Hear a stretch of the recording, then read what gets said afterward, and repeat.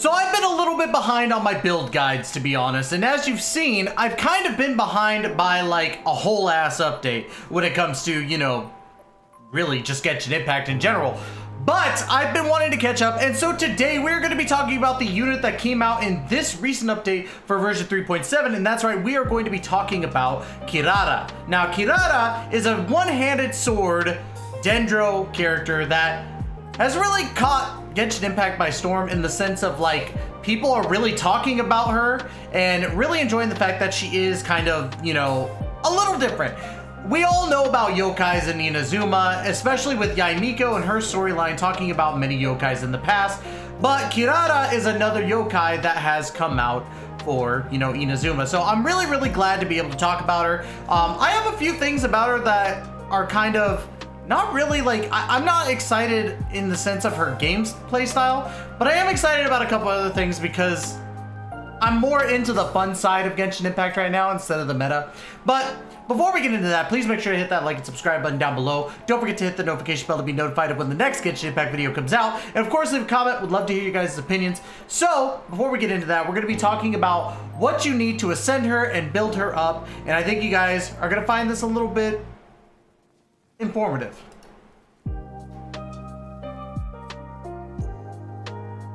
Now, as you can see, we do have Kirara right here. Thank you to honeyhunterworld.com for being able to provide this information. This makes it a little bit easier and more digestible for everybody out there. So, as you know, with the characters, they have their own elemental stones, which means we're gonna need one of these Nagatas Emerald Silvers. We're gonna need 9 of these Nagatas Emerald Fragments. We're gonna need 9 of these Nagatas Emerald Chunks and 6 of these Nagatas Emerald Gemstones. And of course, as we've said prior, and I'm gonna say it again just so that way everybody understands, you're gonna need 3 silvers to make a fragment. You're gonna need 3 fragments to make a chunk, and 3 chunks to make a gemstone. Now, this is for every single character. They're always going to be 1996. So remember that, 1996. Great year.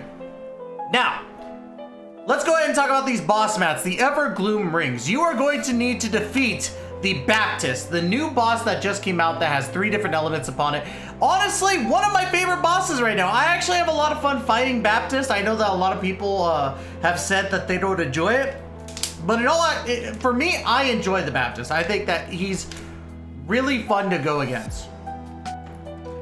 Now, for these Evergloom Rings, you're going to need a grand total of 46.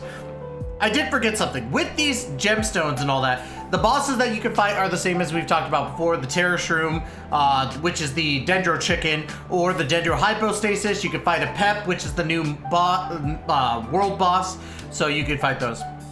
But for these Evergloom Rings, you will be fighting the Baptist, and you need 46 in total, which usually if you're at level 50, I think it is, or even 45 it might be, if you get 2 to 3, let's say at max you get 3 per run. I think, let me go ahead and pull up my calculator here. It's going to be about 16 runs in total on the high end. So or not high end, low end. So if you get 3 each time, you're gonna need to do it like 16 times. Now the fruit that you're gonna need to get is the Amakumo fruit, which we haven't had to get those for a while. I believe the last time we had to get this, let me go ahead and pull it up right here. The last character we had to do it was actually Raiden Shogun, which is really funny to think about. But yes, you're going to need a grand total of 168 of the Amakumo fruits. And then of course, my least favorite thing to farm, these spectral hearts, or spectral husk, the spectral heart, and the spectral nucleus.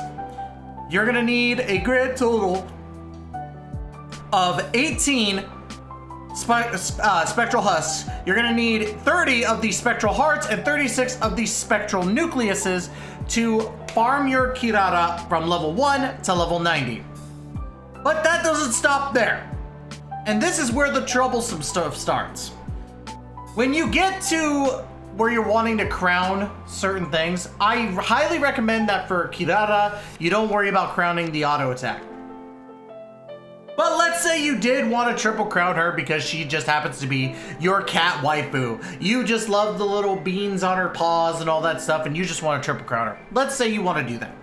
You're going to need a grand total of 9 Teaches of Transience, which you get from the domain in Inazuma, and they open up Monday, Thursdays, and Sundays, as you can see right here. So you're gonna need a grand total of 9 of those teachings of transience. You're gonna need 63 guides to transience. And you're gonna need a grand total of 114 philosophies of transience. That can get annoying, especially with 114 of these things, right? Now, remember when we were talking about spectral hearts before, or the spectral stuff?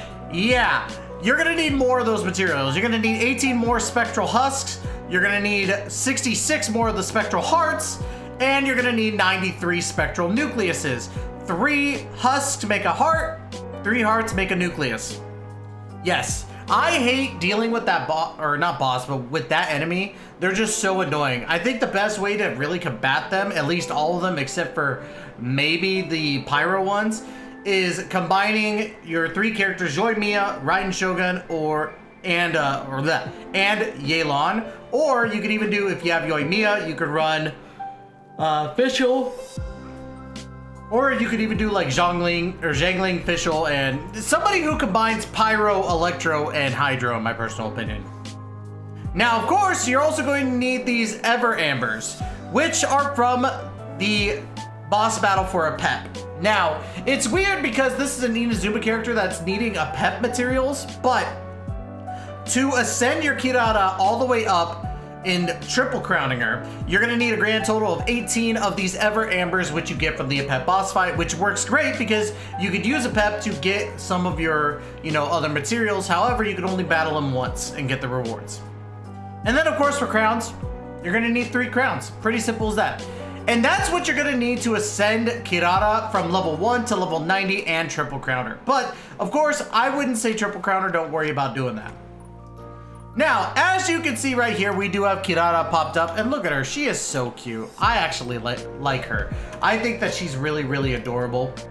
But let's go ahead and talk about her kit, right? She really does work well in regards to HP percentage, which is why you see my Kirara over the 43,000 thing for HP, and I built her more to base upon her shield. Before we get into that, let's go ahead and talk about her talents, because this is actually pretty important. Now, her skill, the Meowteor kick, really, leaps into the air with the agility of a cat passing through the bushes and thwacks her foes with a flying kick that deals AoE Dendro damage while creating a shield of safe transport. This will briefly apply Dendro to Kirara. The shield will absorb Dendro damage with 250% effectiveness. This shield's damage absorption will be based on Kirara's max HP and will not exceed a certain percentage of that max HP. The remaining damage absorption on the shield of safe transport will stack onto the new one when it is created and its duration is reset. So exactly like Toma in that sense, and I'm not impressed with that. Like, the shield's good. I've tested the shield out a little bit, but let's go ahead and talk more about the Urgent Neko Parcel, because that's the fun part of Kirara's kit. Deals Dendro damage to opponents she crashes into. This effect can be triggered once on each opponent every 0.5 seconds. When in the state, Kirara's movement speed, climbing speed, and jumping power are all increased, and her stamina consumption from climbing is increased. Which is a terrible thing, but it's so funny to be able to climb faster as a cat box. I'm telling you that right now. She turns into a cat box. Like, look, if you look at what she's able to do. Oh, I didn't mean to activate that right away. Son of a biscuit eater, let me run away. I didn't mean to activate that. But as you can see, she turns into a cat box right here, and she can even climb. As you see, her stamina consumption is higher, but she goes up faster too. She's got very high jumping, and it's just phenomenal. I think that that's one of the funnest things about Kirara, to be perfectly honest. So, that's why I like playing as Kirara. But let's go ahead and continue on with this. When the duration ends and the skill is used again, a flip claw strike, more powerful than the attack in the press mode, will be unleashed, dealing AoE Dendro damage. So, when you're in the car mode and it ends, she'll automatically attack right after it ends, which does not a decent amount of damage, but it's extra damage. That's how I see it. The urgent Deco partial state lasts a maximum of 10 seconds. When the state ends, the skill will enter cooldown. So you will not enter cooldown until that skill is done, which is a detriment because it is a cooldown of 10 seconds. The longer Kirara spends in the state, the longer the cooldown will be. Sprinting and or actively canceling climbing will end the state early. So just like Dia, she can end her skill pretty easily. Except Dia's with burst. Again, hashtag fix Dia. Now, let's go ahead and talk about her burst. Sorry, that was disgusting. Ugh, been dealing with some stuff today. Now, Secret Art Surprise Dispatch. Smash opponents with a special delivery package used for punishing parcel thieves. Dealing AoE dendro damage. After the special delivery package explodes, it will split up into many cat grass cardamoms? It's so weird how it's said. That will explode either upon contact with opponents and after a period of time, dealing AoE dendro damage. This, I don't pay attention to too much. I mainly pay attention to the skill because you're getting the shield and that's how it works. Now, first Ascension passive. When Kirara is in the urgent Neko parcel state of Meowder Kick, each impact against an opponent will grant her a stack of reinforced packaging. This effect can be triggered once for each opponent hit every 0.5 seconds, max 3 stacks. When the urgent Neko parcel state ends, each stack of reinforced packaging will create 1 shield of safe transport for Kirara. The shields that are created this way will have 20% of the damage absorption to the shield of safe transport produced by Meowder Kick would have. If Kirara is already protected by a shield of safe transport created by Meowder Kick, its damage absorption will stack with these shields and its duration reset. Which is great, because again, I think that her best ability is to be able to build up that shield. And then of course you have her second Ascension passive. Every 1000 max HP Kirara possesses will increase the damage dealt by Meowder Kick by 0.4% and the damage dealt by Secret Art Surprise Dispatch by 0.3%. Sorry, it's late at night for me. And of course you're able to like really, you know, just go after things. It doesn't matter for that one. I'm more focused on her shield. Now, of course, you want to focus more on getting her skill up, followed by her burst, in my opinion.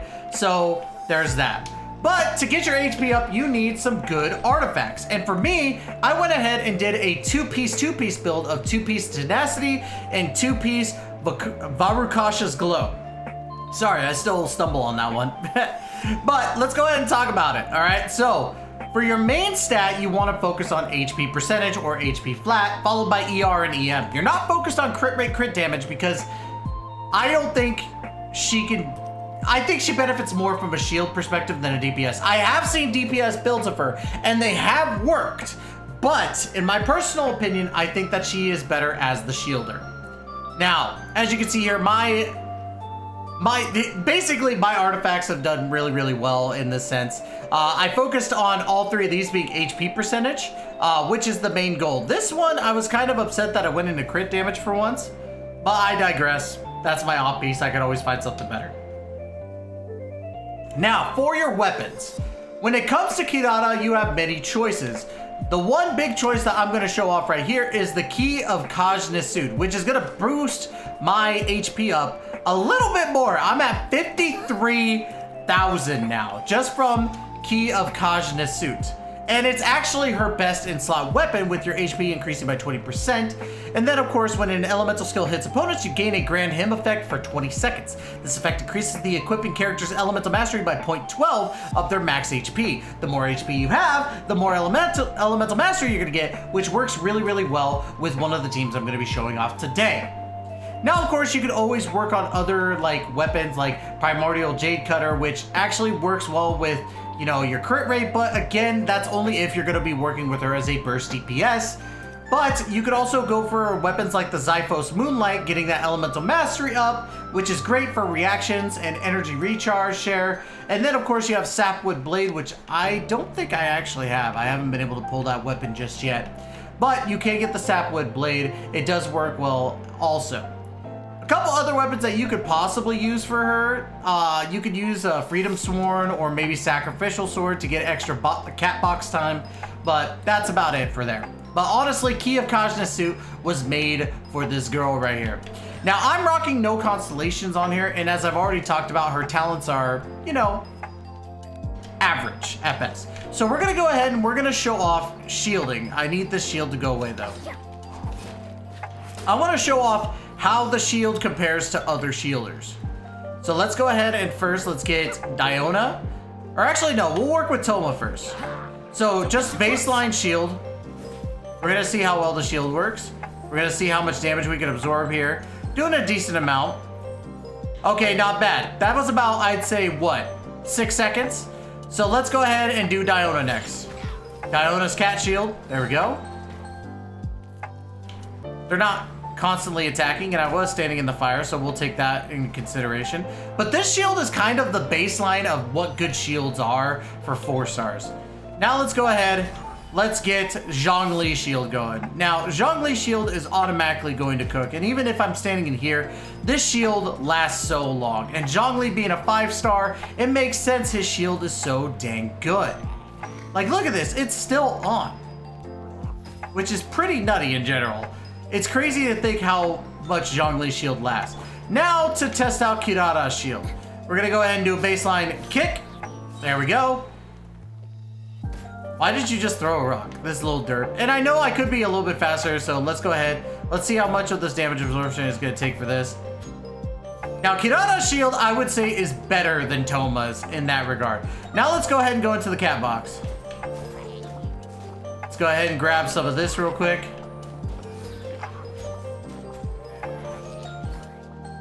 All right. Now let's see how well the shield lasts. We're gonna even step in the fire, get that extra damage going. Now bear in mind, that shield was also on while we were in cat box mode. And that's what I think is crucial too, because like, the shield did pretty dang well, in my opinion. And I think that with her, she's not the best shielder, but she's definitely a good option, especially when you pump her up with the Key of Kajna's suit. Now, as you know, we're gonna go fight Masamune, and we're gonna fight him with this Alhaitham team that I have right here. And the reason being is solely because we wanna be able to test the shield while we're rocking 3 powerhouse of characters right here. With, you know, Xingqiu being able to be the off-field DPS we need, same with Raiden Shogun, and then Alhaitham just pumping out that damage. So, let's go ahead and take a look at this real quick. Come on. Wow, this video is going a lot longer than I wanted it to. All right, we're gonna make this quick. So we're gonna grab the shield, boom, put those out there. There is no escape. And then let's go. Look at the amount of damage we're able to output. And then shield's gone, we flip, we go back to shield. Now my Raiden Shogun is kind of poopy, so don't mind me.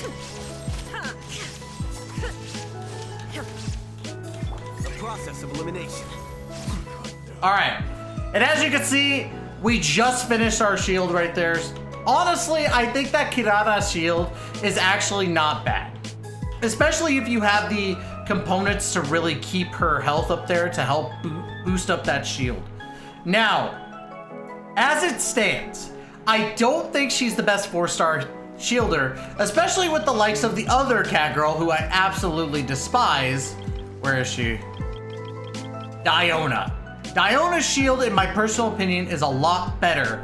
Plus, she's able to heal as well. I feel as though with Kirara, with her only being a shielder, like, yeah, her shield's great, but at the same time, I feel as though Diona just does it better. And this is gonna kind of come up with the whole perspective of like, why is it that Genshin characters are getting, not worse, but being nerfed a lot more? I feel that with Diona being out for so long, it would have made more sense to make Kirara kind of broken.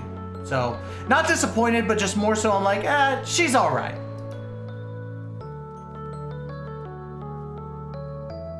Now, if you all like the content, please make sure to hit that like and subscribe button down below. Don't forget to hit the notification bell to be notified of when the next Genshin Impact video comes out. And of course, leave a comment. Would love to hear your guys' opinions on this. Guys, I don't hate Kirara. I think she's adorable, and the fun stuff you're able to do with her is what I love. The cat box thing is my favorite thing about her. But I don't think that she's going to be that character that anybody should really go after unless she's your waifu. Now, again, love you all to death. We'll catch you guys in the next Genshin video. Please be safe out there, and love you all to death. Stay classy, y'all.